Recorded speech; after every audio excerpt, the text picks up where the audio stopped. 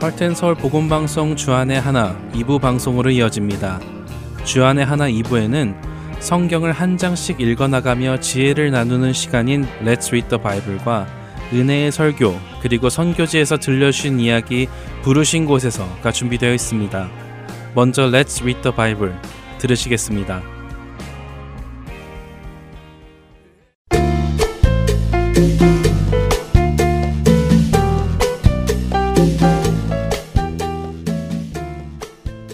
애청자 여러분 안녕하세요. Let's Read the Bible 진행의 정지혜입니다. 오바댜 선지서는 단 한 장으로 이루어진 짧은 선지서입니다. 1장 1절을 먼저 읽어드리겠습니다. 오바댜의 묵시라. 주 여호와께서 에돔에 대하여 이와 같이 말씀하시니라. 우리가 여호와께로 말미암아 소식을 들었나니 곧 사자가 나라들 가운데에 보내심을 받고 이르기를 너희는 일어날지어다. 우리가 일어나서 그와 싸우자 하는 것이니라.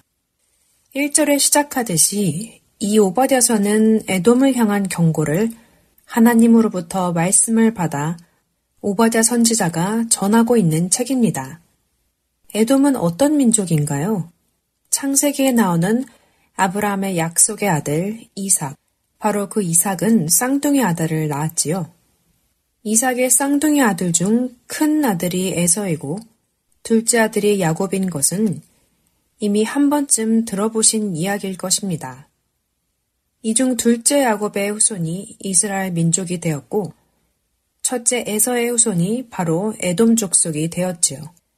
야곱이 에서를 피해 삼촌 라반의 집에 머물며 자신의 가정을 이루는 동안 에서는 세일 땅에서 자녀를 낳고 번성하였습니다. 그렇게 해서 이루어진 민족이 에돔 족속입니다. 바로 이 야곱의 형제 민족 에서의 후손들인 에돔을 향한 하나님의 경고이지요. 그런데 오바댜서 1절을 보면 모두 대명사로 지칭하고 있어 누가 우리이며 누가 너희인지 조금 이해하기가 어렵기도 합니다. 현대인의 성경으로 보면 이것은 주 여호와께서 에돔에 대하여 말씀하신 오바댜의 예언이다. 여호와께서 자기 사자를 여러 나라에 보내셨다. 우리는 그의 사자가 일어나라 에돔을 치러 가자 하고 말하는 소리를 들었다라고 되어 있습니다. 하나님께서 여러 나라의 지도자들에게 하나님의 사자를 보내어 그들로 일어나게 하여 에돔을 치게 하시겠다는 것을 오바댜가 들었다는 말씀이지요. 그리고 하나님께서는 에돔을 치시는 이유를 바로 말씀하십니다. 그 이유는 바로 그들의 교만 때문이지요. 그 이유로 그들은 멸망한다고 말씀하십니다. 또 10절에 야곱의 후손인 형제들을 약탈하고 죽였으니 에돔은 멸망하여 영원히 수치를 당할 것이라는 무서운 말씀을 하십니다. 하나님께서 이스라엘의 형제되는 민족 에돔을 왜 심판하실까요? 그 이유는 에돔이 자신의 형제 이스라엘을 괴롭혔기 때문입니다. 특별히 이웃나라들이 이스라엘을 침략하여 재물을 약탈할 때에도 형제 민족인 에돔은 이스라엘을 돕지 않았기에 그런 행동은 이스라엘을 괴롭히는 원수들과 다를 것이 없다고 하나님은 말씀하셨지요.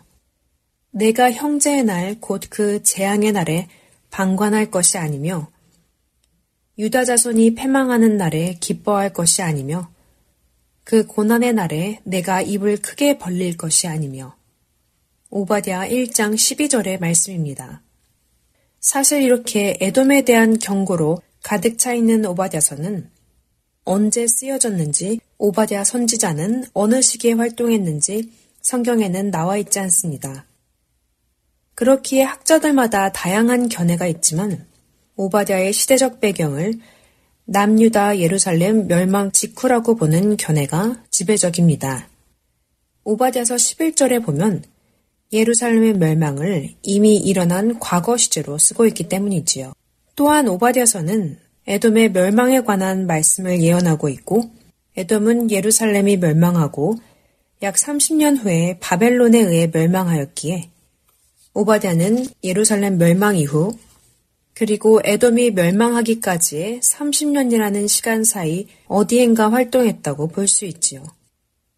오바댜 선지자에 대해서 그리고 그가 언제 활동했는지에 대해서는 명확하게 우리는 알 수는 없지만 오바댜 선지자를 통해서 하나님께서 하신 말씀은 알 수 있습니다. 1절에서 14절은 에돔을 향한 경고와 심판을 선언하시고 15절부터 21절은 이웃 나라를 향한 일반적인 심판과 이스라엘 민족의 회복에 대한 말씀이 있지요. 아쉽게도 에돔은 심판에 대한 경고만 있을 뿐 그들을 향한 회복의 말씀은 없습니다. 형제를 핍박했을 때에 하나님의 진노하심이 더 큰 것을 알게 됩니다. 에돔이 얼마나 교만했는지, 야곱 민족을 어떻게 괴롭히고 미워했는지, 그들의 행동이 우리 안에는 없는지 생각해보며 오늘 Let's Read the Bible 마치겠습니다. Let's Read the Bible 오바댜 1장 1절에서 21절까지의 말씀을 읽겠습니다. 오바댜의 묵시라. 주 여호와께서 에돔에 대하여 이와 같이 말씀하시니라. 우리가 여호와께로 말미암아 소식을 들었나니 곧 사자가 나라들 가운데에 보내심을 받고 이르기를 너희는 일어날지어다. 우리가 일어나서 그와 싸우자 하는 것이니라. 보라, 내가 너를 나라들 가운데에 매우 작게 하였으므로 내가 크게 멸시를 받느니라. 너의 마음의 교만이 너를 속였도다. 바위 틈에 거주하며 높은 곳에 사는 자여, 내가 마음에 이르기를 누가 능히 나를 땅에 끌어내리겠느냐 하니 내가 독수리처럼 높이 오르며 별 사이에 깃들일지라도 내가 거기에서 너를 끌어내리리라. 여호와의 말씀이니라. 혹시 도둑이 내게 이르렀으며 강도가 밤중에 내게 이르렀을지라도 만족할 만큼 훔치면 그치지 아니하였겠느냐. 혹시 포도를 따는 자가 내게 이르렀을지라도 그것을 얼마쯤 남기지 아니하였겠느냐. 내가 어찌 그리 망하였는고. 에서가 어찌 그리 수탈되었으며 그 감춘 보물이 어찌 그리 빼앗겼는고. 너와 약조한 모든 자들이 다 너를 쫓아 변경에 이르게 하며 너와 화목하던 자들이 너를 속여 이기며 내 먹을 것을 먹는 자들이 내 아래에 함정을 파니 내 마음에 지각이 없음이로다. 여호와의 말씀이니라. 그날에 내가 에돔에서 지혜 있는 자를 멸하며 에서의 산에서 지각 있는 자를 멸하지 아니하겠느냐. 드마나 내 용사들이 놀랄 것이라. 이로 말미암아 에서의 산에 있는 사람은 다 죽임을 당하여 멸절되리라. 내가 내 형제 야곱에게 행한 포악으로 말미암아 부끄러움을 당하고 영원히 멸절되리라. 내가 멀리 섰던 날 곧 이방인이 그의 재물을 빼앗아가며 외국인이 그의 성문에 들어가서 예루살렘을 얻기 위하여 제비 뽑던 날에 너도 그들 중 한 사람 같았느니라. 내가 형제의 날 곧 그 재앙의 날에 방관할 것이 아니며 유다 자손이 패망하는 날에 기뻐할 것이 아니며 그 고난의 날에 내가 입을 크게 벌릴 것이 아니며 내 백성이 환난을 당하는 날에 내가 그 성문에 들어가지 않을 것이며 환난을 당하는 날에 내가 그 고난을 방관하지 않을 것이며 환난을 당하는 날에 내가 그 재물에 손을 대지 않을 것이며 내 거리에 서서 그 도망하는 자를 막지 않을 것이며 고난의 날에 그 남은 자를 원수에게 넘기지 않을 것이니라. 여호와께서 만국을 벌할 날이 가까웠나니 내가 행한 대로 너도 받을 것인즉 내가 행한 것이 내 머리로 돌아갈 것이라. 너희가 내 성산에서 마신 것 같이 만국인이 항상 마시리니 곧 마시고 삼켜서 본래 없던 것 같이 되리라. 오직 시온산에서 피할 자가 있으리니 그 산이 거룩할 것이요 야곱 족속은 자기 기업을 누릴 것이며 야곱 족속은 불이 될 것이며 요셉 족속은 불꽃이 될 것이요 에서 족속은 지푸라기가 될 것이라. 그들이 그들 위에 붙어서 그들을 불사를 것인즉 에서 족속에 남은 자가 없으리니 여호와께서 말씀하셨습니다. 그들이 네겝과 에서의 산과 평지와 블레셋을 얻을 것이요. 또 그들이 에브라임의 들과 사마리아의 들을 얻을 것이며 베냐민은 길르앗을 얻을 것이며 사로잡혔던 이스라엘의 많은 자손은 가나안 사람에게 속한 이 땅을 사르밧까지 얻을 것이며 예루살렘에서 사로잡혔던 자들 곧 스바랏에 있던 자들은 네겝의 성읍들을 얻을 것이니라. 구원받은 자들이 시온산에 올라와서 에서의 산을 심판하리니 나라가 여호와께 속하리라. Let's read the Bible. 오늘은 오바댜 1장 1절에서 21절까지의 말씀을 읽었습니다.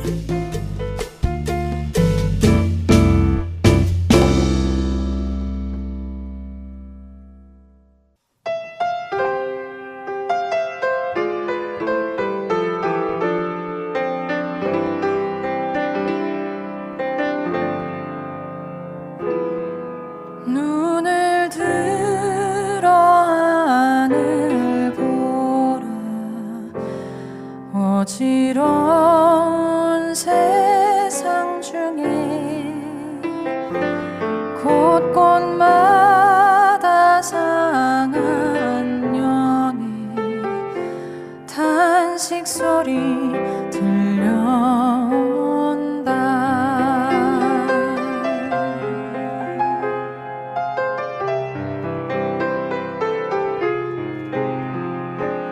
눈을 들어 하늘 보라. 어두워진 세상 중에 외치는 자 많건 많은 생명수는 말라서라. 빛을 잃은 많은 사람 길을 잃고 헤매이며 탕자처럼 기진하니 믿는 자여 어이할꼬.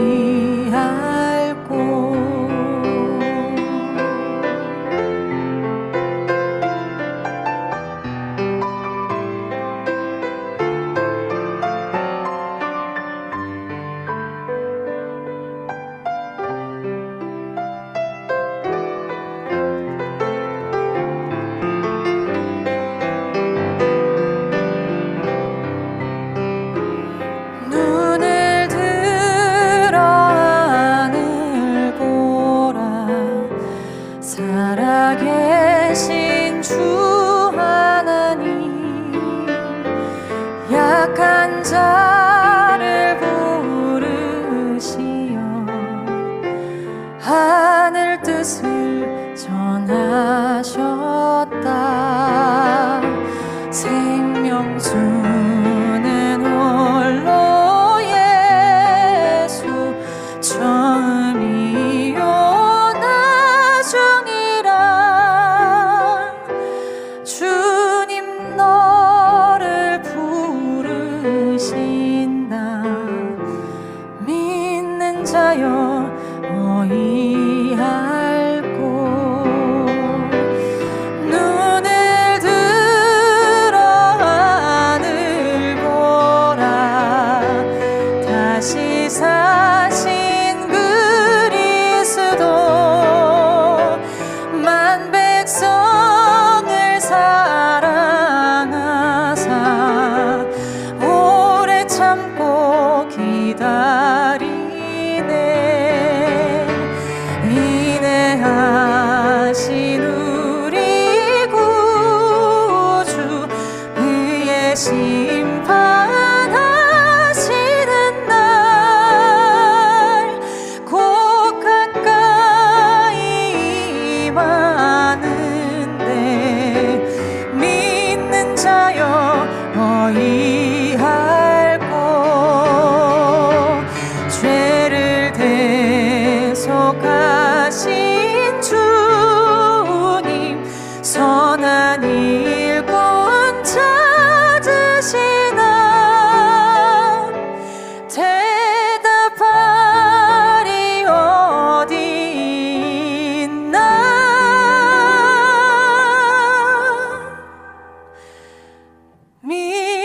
자여 어이할꼬.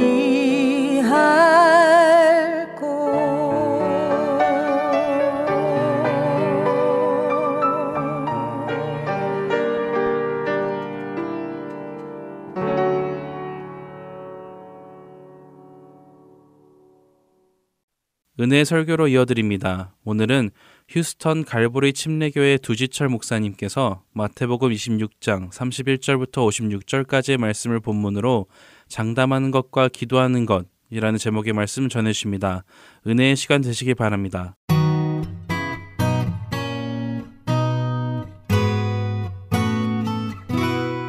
자, 오늘 저희가 함께 묵상할 하나님 말씀 마태복음 26장 31절에서 56절까지 말씀입니다. 마태복음 26장 31절에서 56절까지 말씀입니다. 제가 봉독합니다. 그때 예수께서 제자들에게 이르시되 오늘 밤에 너희가 다 나를 버리리라. 기록된 바 내가 목자를 치리니 양의 떼가 흩어지리라 하였느니라.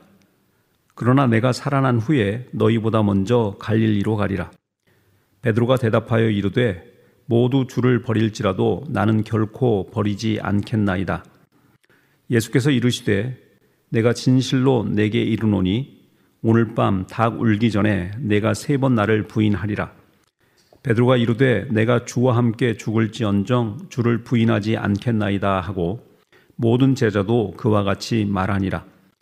이에 예수께서 제자들과 함께 겟세마네라 하는 곳에 이르러 제자들에게 이르시되 내가 저기 가서 기도할 동안에 너희는 여기 앉아 있으라 하시고 베드로와 세베대의 2 아들을 데리고 가실새 고민하고 슬퍼하사 이에 말씀하시되 내 마음이 매우 고민하여 죽게 되었으니 너희는 여기 머물러 나와 함께 깨어 있으라 하시고 조금 나아가사 얼굴을 땅에 대시고 엎드려 기도하여 이르시되 내 아버지여 만일 할만하시거든 이 잔을 내게서 지나가게 하옵소서. 그러나 나의 원대로 마시옵고 아버지의 원대로 하옵소서 하시고 제자들에게 오사 그 자는 것을 보시고 베드로에게 말씀하시되 너희가 나와 함께 1시간도 이렇게 깨어 있을 수 없더냐. 시험에 들지 않게 깨어 기도하라. 마음에는 원이로되 육신이 약하도다 하시고 다시 2번째 나아가 기도하여 이르시되 내 아버지여 만일 내가 마시지 않고는 이 잔이 내게서 지나갈 수 없거든 아버지의 원대로 되기를 원하나이다 하시고 다시 오사 보신즉 그들이 자니 이는 그들의 눈이 피곤하 밀러라. 또 그들을 두시고 나아가 3번째 같은 말씀으로 기도하신 후 이에 제자들에게 오사 이르시되 이제는 자고 쉬라. 보라 때가 가까이 왔으니 인자가 죄인의 손에 팔리느니라. 일어나라 함께 가자. 보라 나를 파는 자가 가까이 왔느니라. 말씀하실 때 12 중에 하나인 유다가 왔는데 대제사장들과 백성의 장로들에게서 파송된 큰 무리가 칼과 몽치를 가지고 그와 함께 하였더라. 예수를 파는 자가 그들에게 군호를 짜 이르되 내가 입 맞추는 자가 그이니 그를 잡으라 한지라. 곧 예수께 나와 랍비여 안녕하시옵니까 하고 입을 맞추니 예수께서 이르시되 친구여 내가 무엇을 하려고 왔는지 행하라 하신대 이에 그들이 나와 예수께 손을 대어 잡는지라. 예수와 함께 있던 자 중에 하나가 손을 피어 칼을 빼어 대제사장의 종을 쳐 그 귀를 떨어뜨리니 이에 예수께서 이르시되 내 칼을 도로 칼집에 꽂으라. 칼을 가지는 자는 다 칼로 망하느니라. 너는 내가 내 아버지께 구하여 지금 12군단 더 되는 천사를 보내시게 할 수 없는 줄로 아느냐. 내가 만일 그렇게 하면 이런 일이 있으리라 한 성경이 어떻게 이루어지겠느냐 하시더라. 그때 예수께서 무리에게 말씀하시되 너희가 강도를 잡는 것 같이 칼과 몽치를 가지고 나를 잡으러 나왔느냐. 내가 날마다 성전에 앉아 가르쳤으되 너희가 나를 잡지 아니하였도다. 그러나 이렇게 된 것은 다 선지자들의 글을 이루려 함이니라 하시더라.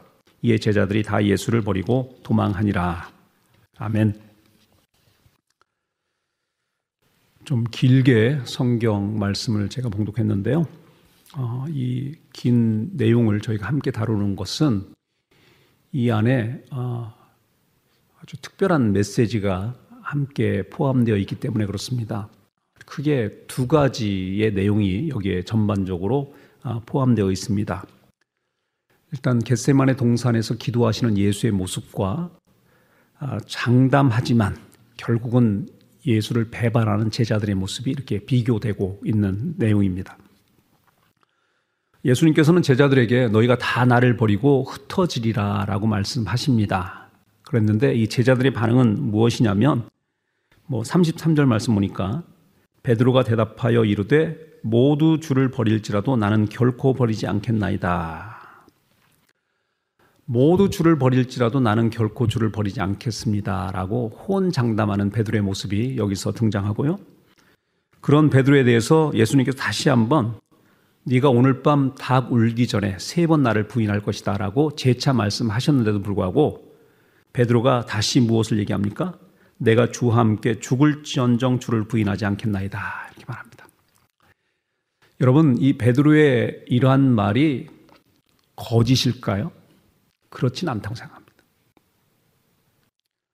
베드로가 주님을 사랑하는 마음을 굉장히 즉흥적이고 또 감정적이고 굉장히 적극적인 성격을 가졌던 베드로이기 때문에 이 말에 어떤 숨겨진 의도나 또 자기의 마음을 숨기기 위한 거짓이 담겨 있다고 볼 수는 없습니다. 아마 그때 느꼈던 그 감정 그대로를 직설적으로 표현한 말일 겁니다. 다른 사람은 다 주를 버린다 할지라도 나만은 주를 버리지 않겠습니다. 내가 주와 함께 죽을지언정 나는 주님을 버리지 않겠습니다. 이게 베드로의 현재적 장담이었습니다. 그런데 나중에 결과를 보면 어떻죠? 그가 예수를 잡으러 온 사람들이 왔을 때 칼을 뽑아들어 그 귀를 내치어서 종의 귀를 잘라낸 것까지는 합니다. 그런데 결국 어떻게 됩니까? 이에 제자들이 다 예수를 버리고 도망하니라. 여기는 베드로도 포함되어 있는 것이죠. 장담했지만 그 장담한 바를 그대로 실천하지 못하고 결국은 예수께서 말씀하신 것처럼 닭 울기 전에 3번 주님을 부인했을 뿐만 아니라 결국 예수를 버리고 떠났던 그런 제자들의 모습이 여기에 기록되어 있는 것입니다. 여러분, 사람은 신뢰할 만한 존재가 못 됩니다. 우리가 아무리 지금은 진심이고 정말 이것은 거짓이 하나도 섞이지 않은 내 마음의 진심이라고 주장을 하고 강조한다고 할지라도 그런 진심이 섞인 우리의 말조차도 결국은 우리 스스로가 지킬 수 있는 능력이 없는 사람에 불과하다는 사실을 우리가 기억해야 합니다. 우리가 생각 없이 말할 때가 많이 있죠. 장담할 때가 많습니다. 여러분, 이전에 마태복음 20장에도 보면은 야고보와 세베대의 어머니가 예수님께 와서 주의 날이 이를 때 내 아이들을 한쪽에는 오른쪽에 한쪽은 왼쪽에 세워주십시오라고 이렇게 부탁을 하죠. 그랬더니 예수님께서 뭐라고 말씀하시냐면 너희가 나의 마시려는 잔을 마실 수 있느냐라고 이렇게 질문하십니다. 그랬더니 생각도 없이 이 두 형제가 무엇을 얘기하느냐면 예, 그렇게 할 수 있습니다라고 장담합니다. 그랬더니 예수님께서 뭐라고 말씀하세요? 너희가 구하는 것이 무엇인지를 알지 못하는도다. 예수님께서 말씀하시는 잔은요, 고난의 잔이었어요.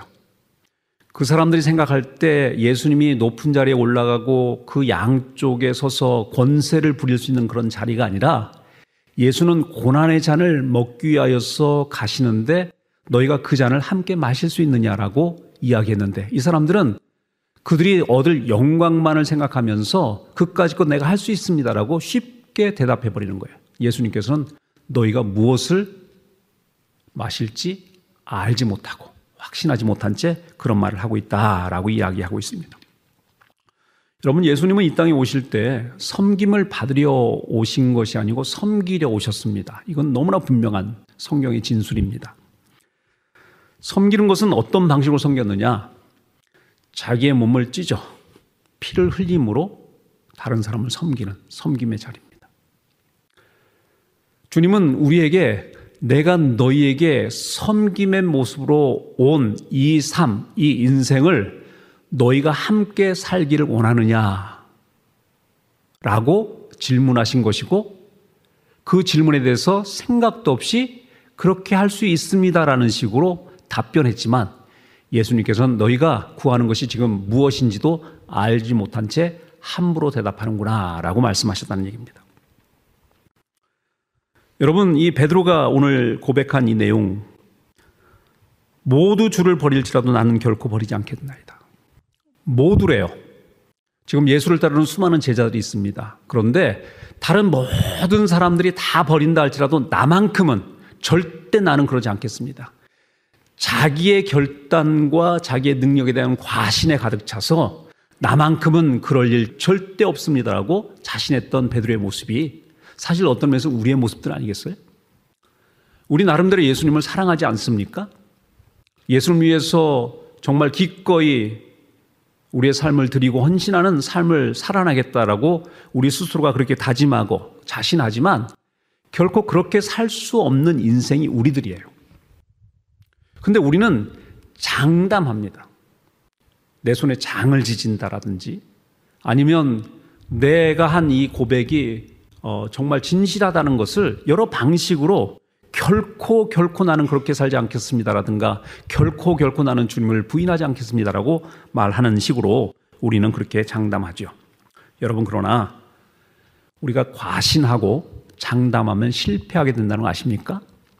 성경에서도 고린도전서 10장 12절 말씀에도 그런즉 선줄로 생각하는 자는 넘어질까 조심하라 라고 말합니다. 여러분, 사도 바울이 어떻게 사역을 했습니까? 그가 사역한 것은요, 딱 그 자세입니다. 나는 죄인 중에 괴수다라는 자각에 사역했습니다.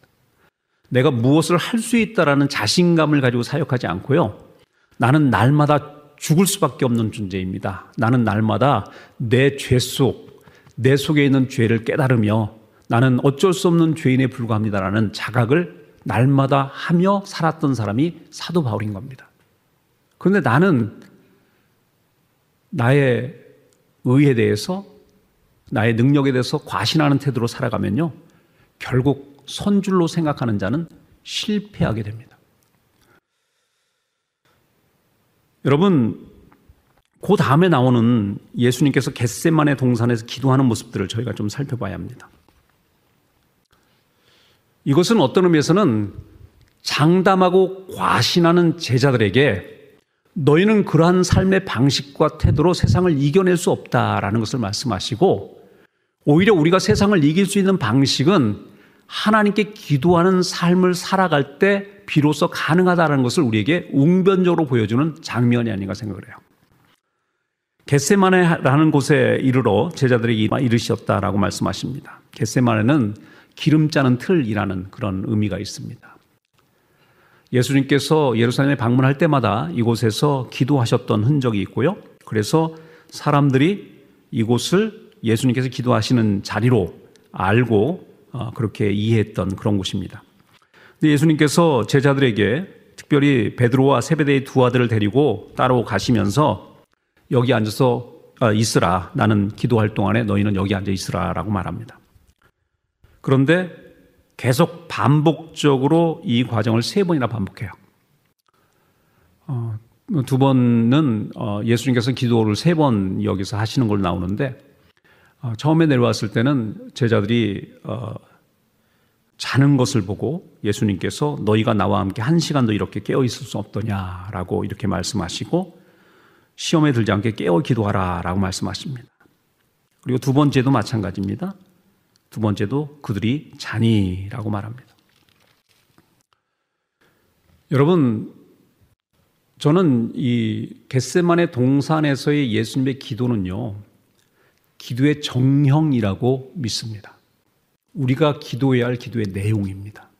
가장 모범적인 기도라고 말할 수 있습니다. 무엇을 기도합니까? 아버지여, 만일 할만하시거든 이 잔을 내게서 지나가게 하옵소서. 사실 이것이 우리의 기도죠. 우리가 삶을 살아가면서 여러 가지 많은 어려운 현실들을 맞닥뜨리면서 우리의 힘과 우리의 능력으로 어쩔 수 없는 한계를 경험하고 하나님께 토로하며 나아갈 수밖에 없지 않습니까? 하나님, 내가 이러한 아픔과 고통을 지금 경험하고 있습니다. 하나님, 제발 하나님 이 고통의 잔을 내게서 멀리하여 주옵소서. 이렇게 기도할 수밖에 없어요. 우리의 현실입니다. 그런데 기도는 그런 부분에 머물러 버리면 안 됩니다. 예수님께서 우리에게 가르쳐 주시는 이 기도는요, 거기에 머물러 있지 않고 한 가지를 더 아뢰는데, 그것이 무엇이냐면 나의 원대로 마시옵고 아버지의 원대로 하옵소서예요. 내가 원하는 것은 지금 내 앞에 닥쳐오는 이 고난의 잔, 죽음의 잔, 아픔의 잔을 내가 맞이하길 원치 않는 마음이 내 속에 있지만, 내 원은 그거지만 하나님께서 원하시는 대로 이 모든 것이 이루어지길 원합니다. 이게 우리의 기도여야 하는 거죠. 우리는 항상 앞부분에 1절까지만 기도해요.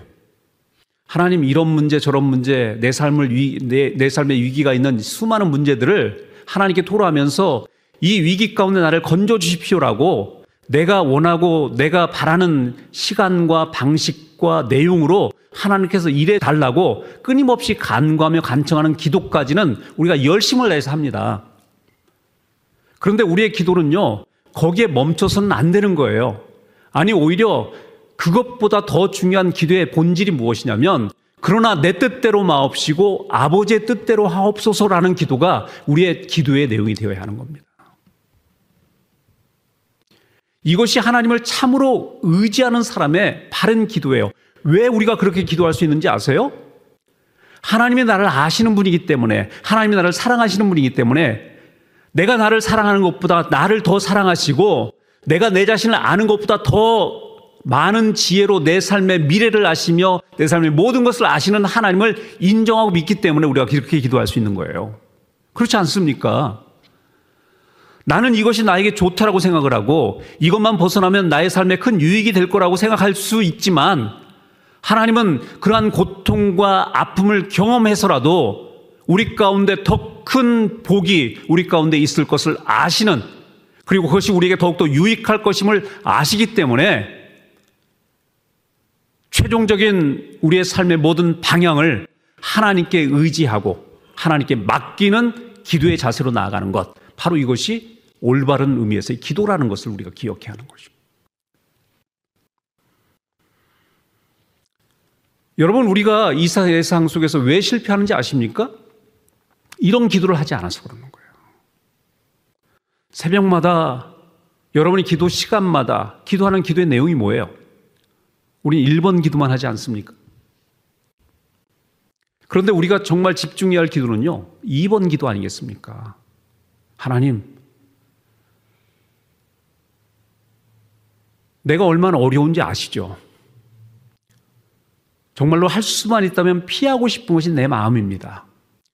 주님의 뜻대로 사는 것이 얼마나 우리에게 아픔을 주고 어려움을 주고 견딜 수 없는 고통을 가져오는지 정말 피하고 싶은 마음이 너무나 간절합니다.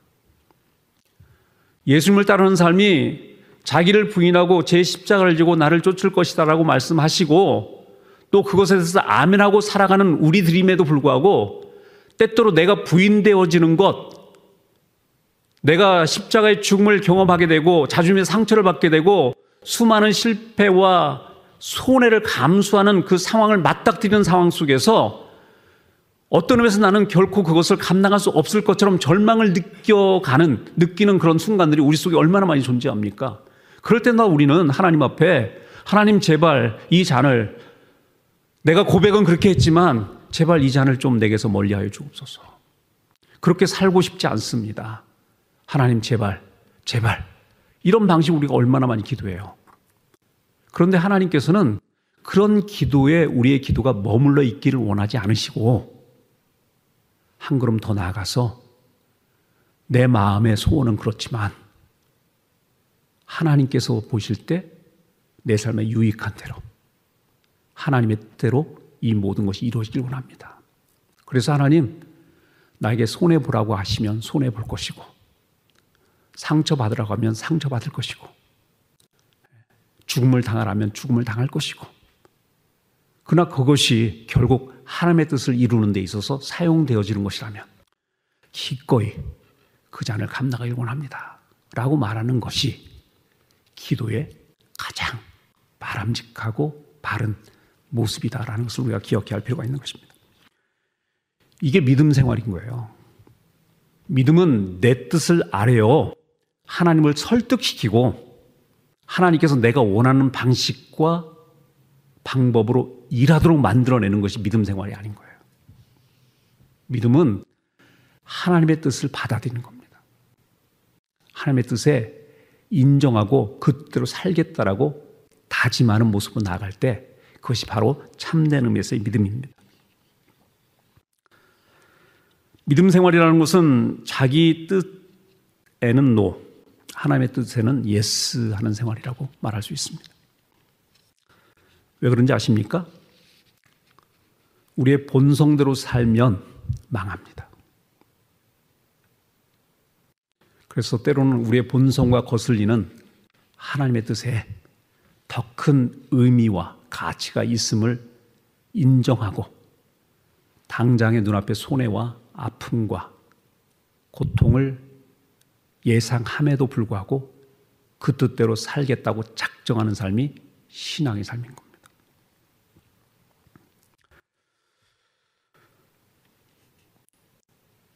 오늘 본문에는 이렇게 두 가지가 대조된 겁니다. 내 뜻을 포기하고 하나님의 뜻을 쫓는 예수 그리스도. 그래서 결국 살이 찢기고 죽음을 당한 십자가의 형으로까지 나아가는 예수의 모습과 자기 생각에 옳은 대로 본능에 따라 장담했던 베드로의 실패의 모습, 이 두 가지가 우리에게 비교되고 있는 거예요. 여러분, 이렇게 비교하는 이유가 무엇인지 아시죠? 너희는 어떠한 삶을 살겠느냐라는 질문 아니겠습니까? 어떤 것이 바른 하나님 앞에서의 신앙의 삶이라는 것을 확인했다면 너희는 어떻게 살겠느냐라는 이 질문을 오늘 본문은 우리에게 하고 있다고 저는 믿습니다. 우리가 때로 장담할 수 있습니다.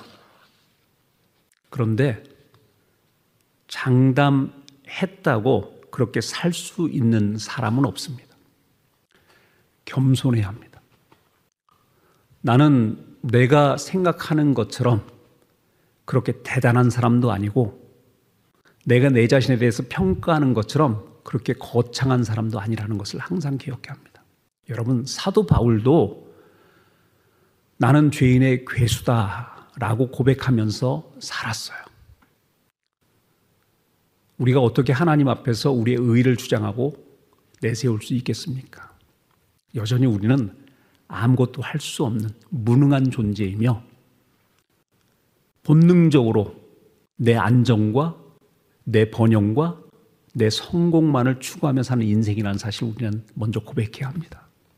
그리고 내 뜻대로 마옵시고 아버지의 뜻대로 하옵소서라고 겸손함으로 나아가 주의 도우심을 구하고 때로 그 삶이 우리가 원하는 풍성하고 풍족하고 성공적인 삶이 아니고 우리에게 수많은 실패를 가져다 주게 하고 자기를 부인하게 하고 또 수많은 아픔과 고통을 경험하게 하는 삶으로 우리를 인도한다 할지라도 내 뜻대로 마옵시고 아버지의 뜻대로 살기를 원합니다라고 고백하는 삶, 그 삶으로 나아가는 것이 하나님께서 원하시는 신앙인의 삶이라는 것을 우리가 항상 기억해야 하는 것입니다.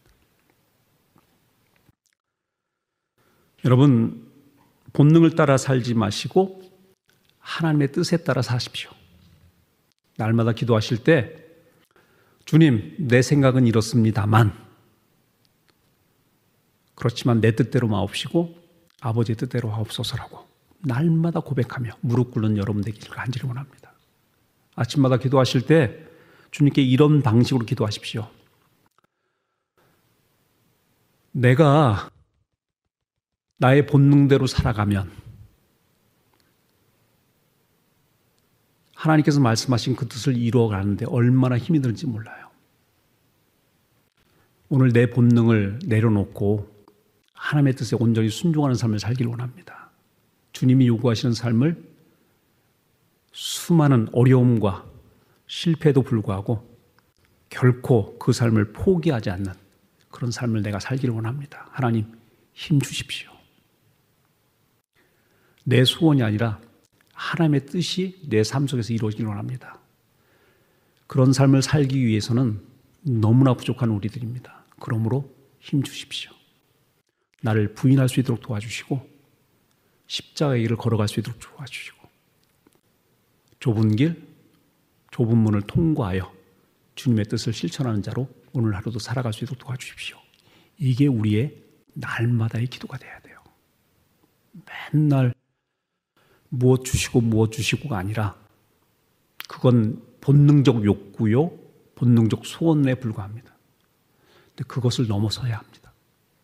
그리고 나서 내 뜻대로 마옵시고 아버지 뜻대로 하옵소서라고 기도하는 여러분 모두가 되길 간절히 축원합니다. 함께 기도하겠습니다.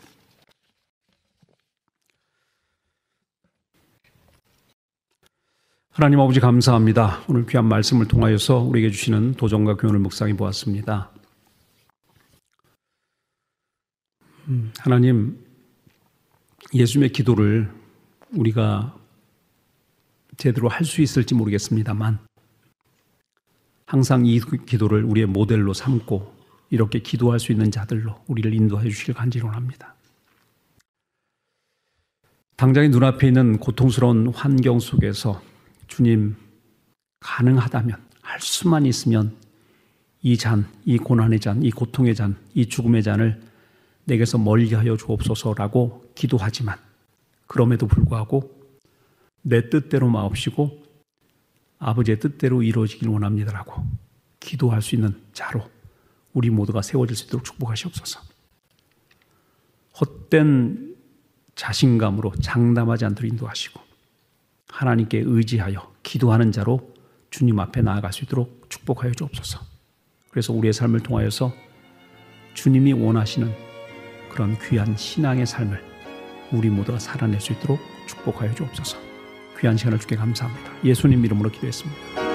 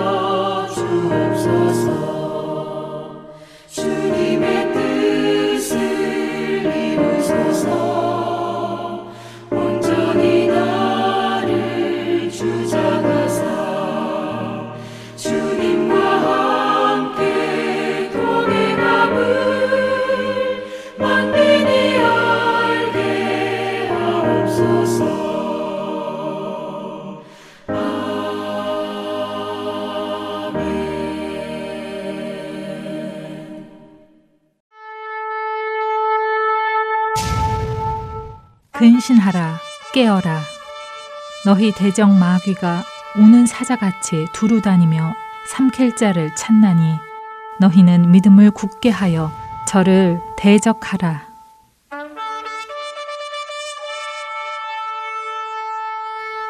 세상은 점점 어둠 속으로 들어갑니다.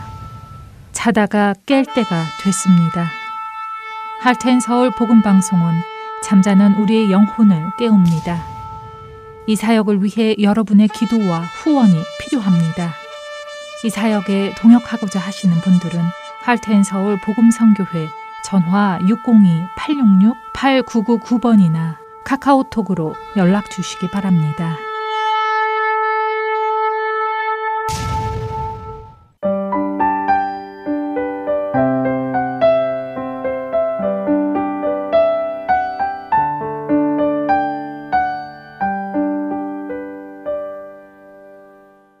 부르신 곳에서로 이어집니다. 인도네시아에 계신 최주현 선교사님의 이야기입니다.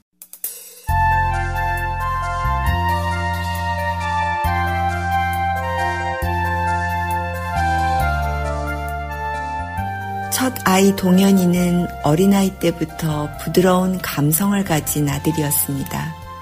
동현이를 키우면서 소위 남들이 말하는 아들 키우는 어려움을 별로 느끼지 못했습니다. 대 6살쯤에 아빠의 설교 집회에 따라가서도 조용히 그림을 그리면서 예배를 방해하지 않던 아이였습니다. 4살 터울로 여자 동생이 태어났을 때도 시샘을 하지 않는 듯 보였습니다. 동현이의 심리적 불안감은 우리가 몽골에 가면서 시작되었습니다. 당시 아이는 만 4살 반이었습니다. 몽골에 들어가자마자 우리 부부는 각자의 사역을 시작했고 동현이는 선교사 자녀 학교에 있는 유치원에 다니게 되었습니다. 나는 처음 해보는 사회생활인 연구소 소장의 역할을 잘 감당하고 싶은 마음이 컸습니다. 우리 부부는 동현이가 받는 문화 충격이나 새로운 환경에 적응하면서 받을 스트레스는 생각도 못한 채 각자 코앞에 닥친 사역을 감당하느라 정신이 없던 햇병아리 선교사이며 무식한 부모였습니다. 유치원 통학버스를 안 탄다고 우는 아이를 이해해주고 다독여줄 마음의 여유도 없이 아이를 심하게 다그치며 차에 태워 보내버렸습니다. 2006년 동현이가 만 7살일 때 남편의 첫 책 내려놓음이 출간되었고 우리의 삶은 손바닥 뒤집듯 바뀌었습니다. 3,000권이나 팔릴까 생각하며 출판했던 책이 하버드 졸업하고 몽골로 갔다는 소제목의 영향으로 그랬는지 기독교계의 베스트셀러가 되면서 남편이 갑자기 유명해져 버렸습니다. 단기 선교팀이 몽골에 쏟아져 들어왔고 대부분의 단기팀들은 이제 겨우 2년차 햇병아리 선교사였던 남편과 그 책의 중요한 소재가 되었던 동현이를 찾기 시작했습니다. 그때부터 남편은 몽골 사역 이외에도 말씀 사역을 위해 해외에 자주 나가게 되었습니다. 그 즈음에 동현이가 왜 서연이가 태어났을 때 자기를 안아주지 않았냐며 때늦은 샘부림을 시작했습니다. 기가 막혔습니다. 마음이 여려서 그 당시에는 서운했어도 겉으로 표현을 못했었나 봅니다. 게다가 초등학교 1학년이지만 아주 겸손한 성적표를 받고도 아무런 문제를 느끼지 못하는 동현이의 태도에 우리 둘 다 당황해서 심하게 혼을 내기도 했습니다. 내려놓음을 쓴 저자의 아들이 어떻게 이런 점수를. 너무 웃기게 들릴진 모르지만 첫 아이를 키우는 저의 부부는 참 많은 실수를 했었습니다. 고학력의 부모이기에 공부가 다른 것보다 쉬웠기 때문에 지극히 평범했던 아들을 이해하지 못했습니다. 마침 그때는 우리 부부도 갑자기 찾아온 유명 인사로서의 새로운 정체성의 혼란을 겪는 시기였기 때문에 본의 아니게 우리의 잘못된 정체성에 아이를 묶어버리는 실수를 저질렀습니다. 이는 동현이의 자존감에 좋지 않은 영향을 끼칠 수밖에 없었습니다. 또 한 번은 어렸을 때 시험 점수 때문에 동현이를 호되게 혼낸 이후로 동현이는 아빠를 어려워했습니다. 공부도 잘했고 유명해진 아빠의 존재가 너무나 크게 느껴졌을지도 모릅니다. 한동안 아빠에게 직접 얘기를 하지 않고 저를 통해서 소통하려고 하기도 했습니다. 저에게는 남들에게 말 못하는 개인적인 기도 제목이 있었습니다. 유명하신 목회자분들이 자녀들과 어려움을 겪는 사례들을 들었습니다.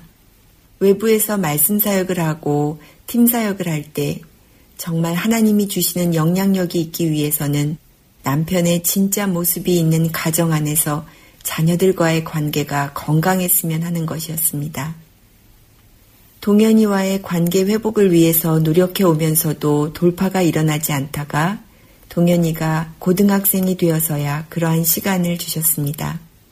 하나님께서는 동현이의 성향을 있는 그대로 받아들이지 못하고 때로는 동현이의 행동이나 결과들을 부끄러워하고 동현이가 우리가 원하는 방향대로 자라기를 바래왔다는 것이 얼마나 큰 죄인지 알려주셨습니다. 동현이의 모습 그대로 많이 인정해주고 많이 격려해주지 못한 것에 대해서 용서를 구해야 한다는 깨달음을 주셨습니다. 동현아, 하나님께서 엄마와 아빠에게 하연이와 정연이를 주신 이유가 여러 가지가 있겠지만 그 중에 하나는 우리가 너랑 서연이를 키우면서 잘못해온 것을 깨닫게 해주시려는 것 같아. 네 모습 그대로 사랑해주지 못해서 미안하구나. 우리는 지금 내 모습 그대로를 사랑해. 네가 자랑스럽단다. 그동안 동현이도 많이 아팠는지 같이 눈시울을 붉혔습니다. 아이가 대학에 가기 전에 우리 곁을 떠나기 전에 관계 해결을 시작할 수 있도록 은혜를 주신 하늘아버지께 정말 감사했습니다. 그 이후로 남편과 동현이의 관계는 계속 회복되어 갔습니다. 동현이가 고등학교 2학년 때 남편의 유럽 집회 일정이 생겼습니다. 디자인 쪽에 관심이 있는 동현이와 아빠 둘만 처음으로 2주간 시간을 보내게 되었습니다. 엄마, 내가 아빠랑 둘이서 2주를 잘 보낼 수 있을까요? 동현이가 한 질문입니다. 그런데 감사하게도 이 여행은 동현이에게 가장 좋았던 여행 중에 하나로 기억되고 있습니다. 그리고 동현이가 대학교에 들어갔습니다. 교수님과의 관계 또는 과제 때문에 힘들 때 가끔 전화를 걸어오는데 일반적으로 제게 전화를 주면 제가 먼저 얘기를 하다가 제가 남편을 바꿔주고 그러면 고민에 대해서 이야기를 나누는 식이었습니다. 아빠가 똑똑해진 것일까요? 동현이가 철이 든 것일까요? 전화 끝에는 도움이 많이 되었다고 진지하게 고민하지 말고 아빠한테 전화할 걸 그랬다며 감사해야 하는 것이 너무나 기뻤습니다. 한 번은 남편에게로 전화가 왔는데 동현이인 것을 확인하고는 안방에 와서 통화가 마무리되면 나를 바꿔주겠지 생각하며 기다리고 있었습니다. 한참을 기다려도 부르지를 않길래 나가봤더니 이미 전화통화는 끝나 있었습니다. 순간 서운한 마음과 동시에 감사의 마음이 올라왔습니다. 이제 됐구나. 이제 동현이가 아빠에게 직접 전화를 하고 아빠만으로도 온전해졌구나. 오랜 기도 제목이 이루어진 순간이었습니다. 하나님께서 제 나이 43세에 하연이와 정연이를 선물로 주셨습니다. 동현이와 막내와의 나이 터울은 12살입니다. 동현이, 서연이와는 완전히 다른 성향의 아이들이었습니다. 특히 하연이는 저를 완전히 깨지게 만든 고마운 아들입니다. 저는 늦둥이 2명을 더 키우는 양육 과정을 통해서 너무나 당연한 진리를 겨우 깨달았습니다. 하나님은 아이들 한 명 한 명을 저마다 다르게 만드셨고 무엇이 더 좋고 무엇이 더 나쁜 성향인지 엄마가 판단하면 안 된다는 것이었습니다. 선악과의 의미가 바로 이것입니다. 선과 악을 내가 판단하겠다. 하나님만이 무엇이 선하고 악한지를 판단하실 수 있는 유일한 분이신데 내가 선과 악을 판단하는 주인이 되는 것입니다. 나를 편하게 해주는 아이의 성향은 선한 것이고 나를 힘들게 하는 성향은 악한 것이라는 생각 자체가 잘못된 것이었습니다. 하나님께서 아이들을 각기 다른 성향으로 창조하셨기에 나는 그냥 품어주어야 했지만 내 연약함은 그것을 받아들이기가 쉽지 않았던 것입니다. 자녀를 양육하면서 저도 같이 성장하고 있습니다. 또한 자녀를 향한 부모의 기도에 대해서 주님의 때에 주님의 방법으로 응답해 주시는 하나님을 찬양합니다.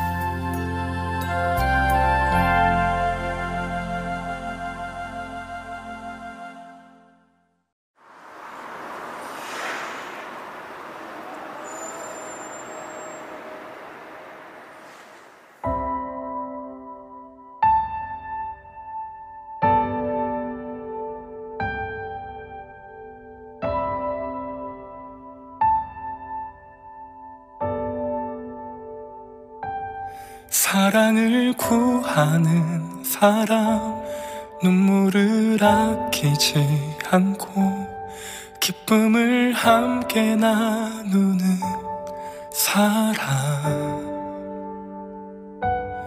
용서를 구하는 사람, 완전한 사랑으로 함께하는 행복을 얻은 사람, 사랑을 구하는 사람, 눈물을 아끼지 않고 기쁨을 함께 나누는 사람, 용서를 구하는 사람, 완전한 사랑으로 함께하는 행복을 얻은 사람,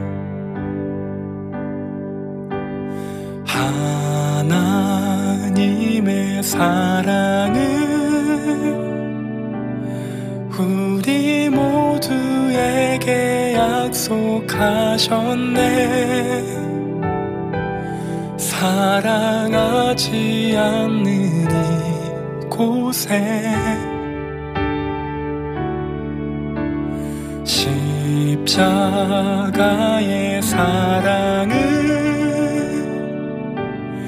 우리 모두에게 흘려주셨네. 사랑 없는 이곳에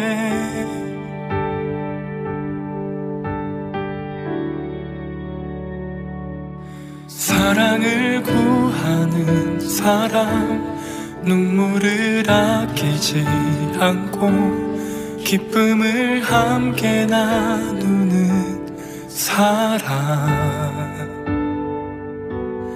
용서를 구하는 사람, 완전한 사랑으로 함께하는 행복을 얻은 사람, 하나님의 사랑을 우리 모두에게 약속하셨네. 사랑하지 않는 이곳에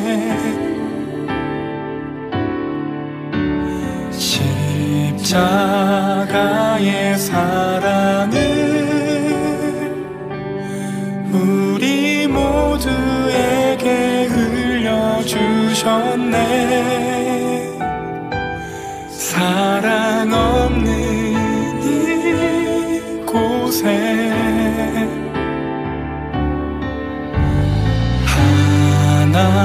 하나님의 사랑을 우리 모두에게 약속하셨네. 사랑하지 않는 이곳에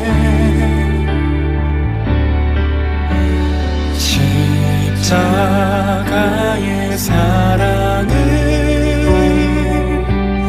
우리 모두에게 흘려주셨네. 사랑 없는 이곳에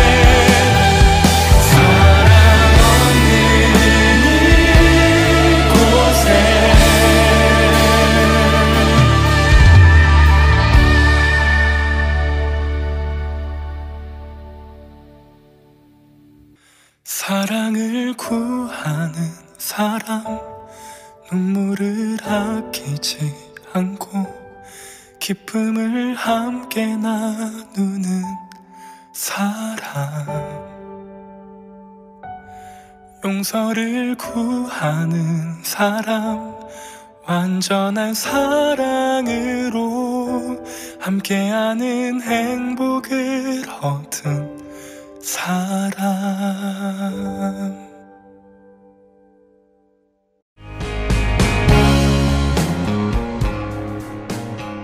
주안의 하나 2부 준비된 순서를 마치고 계속해서 주안의 하나 3부로 이어집니다.